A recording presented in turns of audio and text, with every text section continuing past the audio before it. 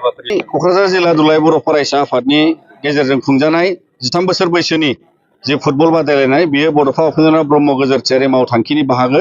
आरो बे जोबथा गेलेनाय बिसमुरि आरो रामफलबिल दख'रा जों बेवहाय फाइनाल मेच गेलेगासिनो दङ आरो नोंथांमोननि गेजेरजों जोङो बे गेलेनायजों लोगोसे बर' माहारिखौ गेरेमसा माहारि खालामनायाव गेलेनायनि गेजेरजों मोनसे लामा जिहेतु दिनैहाय माहारि फोजाखांनायनि थाखाय गेलेनाया मोनसे माध्यम आरो बेनि दारै जाहाथे जोंनि गुबुन गुबुन बैसोनि लाइमोननि